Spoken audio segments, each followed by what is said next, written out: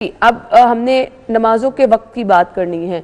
दिन चढ़ जाता है, फजर की नमाज लोग अदा कर रहे होते हैं, जोहर का वक्त हुआ नहीं, ओहो जोहर का वक्त तो कोई कहता 12 बजे के बाद से शुरू हो गया, लेकिन कुछ लोग ये भी कहते हैं कि अभी 1:30 बजे का तो अजान होगी, अजान सुनने से पहले ही तुमने नमाज पढ़ ली। अलामा साहब जी, फजर का जो वक्त है, जैसे आजकल जो वक्त चल रहा है फजर का, वो तकरीबन 5:06 पर मगरिब का वक्त शुरू हो रहा है और 5:33 पर फजर का वक्त उमूमी तौर पर शुरू हो रहा है।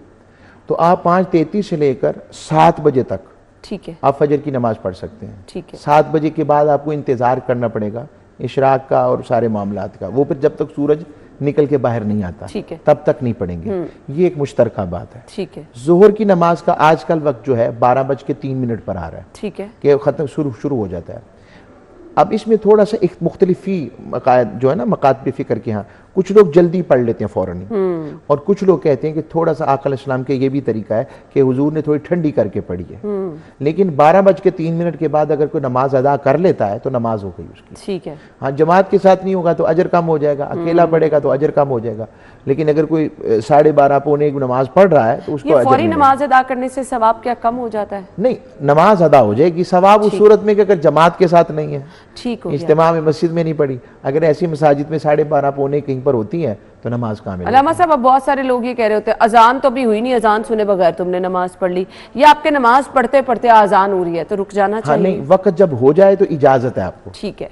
एक अजान सुनने की बरकत तो अपनी मौजूद है जी, लेकिन ये शायर इस्लामी का हिस्सा है। तो जब वक्त शुरू हो जाए, आज के दौर वक्त कम है, मुझे असर की नमाज क्या फौरन अदा कर असर की नमाज भी थोड़ा ठंडा करके हम पढ़ते हैं। ठीक है। ये आका अलैहिस्सलाम का तरीका है। लेकिन अगर कोई मुकातबे फिक्र के बाकी साथी अपने अंदाज में पढ़ते हैं तो पढ़े। मगरिब की नमाज, मगरिब की नमाज का वक्त ये बड़ी एक ना प्रॉब्लम है कि 15 मिनट 20 मिनट वक्त होता है, ऐसा नहीं है। अच्छा, ये इशा की नमाज जब शुरू होती है उससे 3 मिनट पहले तक मगरिब का वक्त होता है।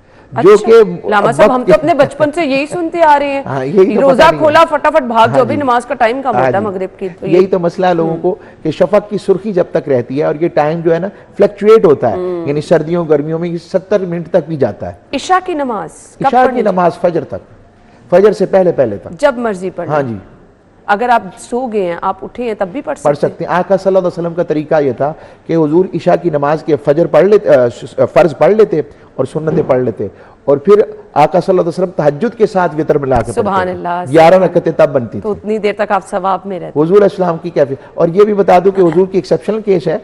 आका इस्लाम फरमाते हैं कि मैं सोता हूँ मगर मेरी आंखें बंद होती हैं, दिल जागता है। सुभान तो हुजूर कभी कभी उठते तो वुजू भी नहीं करते थे। सुभान आका इस्लाम की ये एक्सेप्शन और आका की शान है। सुभान अल्लाह। हमारे लिए ऐसा नहीं है। नहीं, हमारे लिए बिल्कुल नहीं, हम कहाँ पे